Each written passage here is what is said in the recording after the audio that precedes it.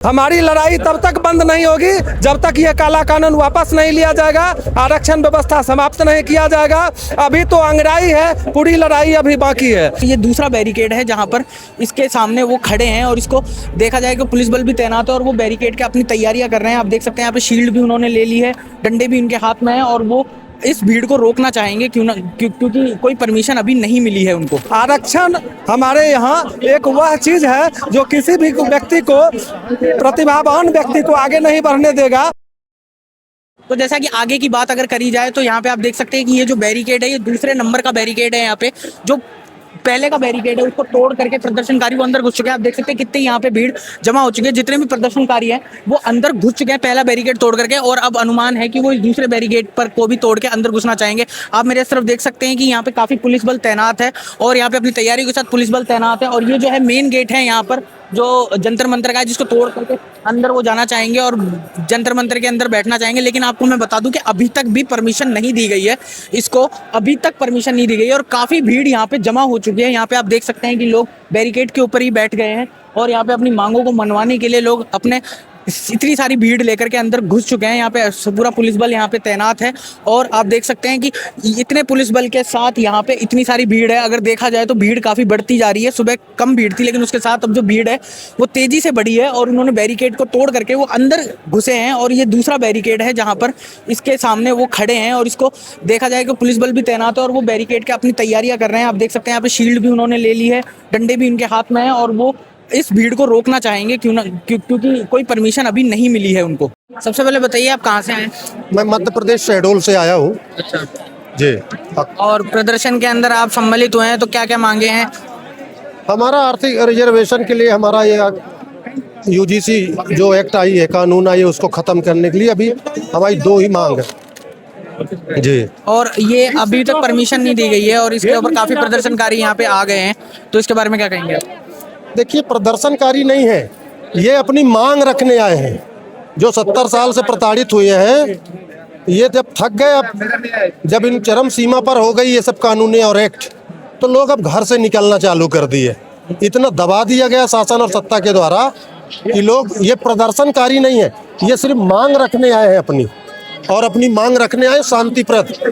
अगर शांति व्रत रखने के बाद भी मांगों को नहीं माना गया तो आगे आपका क्या रोड मैप? हमारे पास एक अधिकार है, वो है वोट, और हर नागरिक का अधिकार है वोट डालना।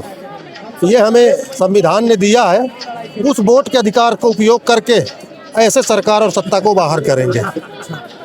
नारी शक्ति का इस मामले में क्या कहना है? हमारी राष्ट्रीय इस मामले में आपका क्या कहना है?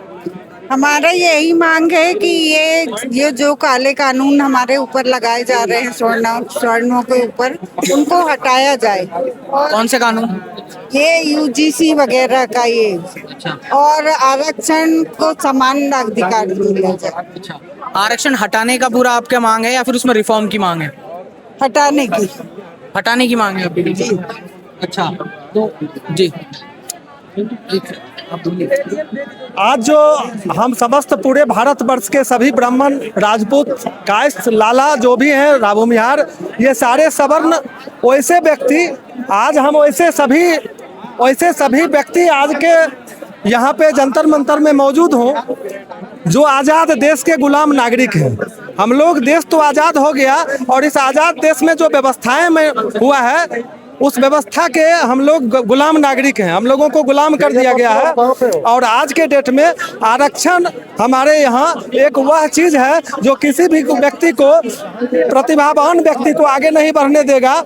मैं समर्थक हूँ प्रतिभावान का, जात पात कोई भी धर्म हो, प्रतिभा यदि उनमें है तो वह आगे आए।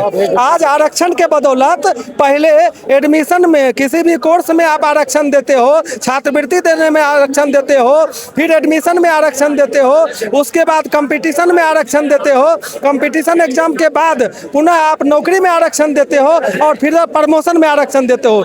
इस तरह से देते इतना आरक्षण के पे आगे बढ़ा दिया, प्रतिभावान लोग कुंठित हो रहे हैं। कहाँ जाएंगे हम सब क्या कर सकते हैं? इसलिए ये जो काला कानून है यूजीसी, यह भी गलत तरीके से फंसाने की व्यवस्था है।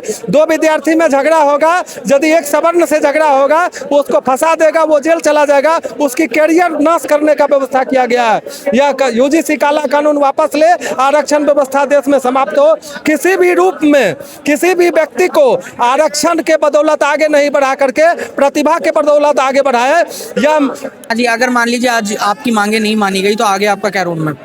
फिर हम लोग आएंगे और अब की बार हम लोग मांग कर रहे हैं, अब की बार फिर मांग ही होती रहेंगी। और हमारा यही है, हमारे राष्ट्रीय अध्यक्ष जी ने बताया है कि हमारे पास एक वोट का अधिकार है और हम तो मोदी जी से यही हमारा अनुरोध है, एक ये मांग है कि भी इस मांग को पूरा करें, यूजीसी रोल बैक को करें और समान नीति लागू करें, बच्चों में समानता की भावना रखें, क्योंकि सारे बच्चे मेहनत करते हैं और बच्चे पीछे रह जाते हैं, उनको भविष्य के साथ खिलवाड़ हो रहा है। जैसे नीट का पेपर लीक कर दिया, बाकी के कितने पेपर लीक हो रहे हैं इस सरकार के द्वारा। क्या बच्चों का भविष्य इसमें नहीं है? बच्चों की एज खराब हो रही है। बच्चों के माँ बाप जो अपना सामान गिरवी रखकर खेत को बेचकर पढ़ाई में लगाते हैं और आप लोग पेपर लीक कर देते हैं, तो इससे बच्चों का 1 साल पीछे हो गया।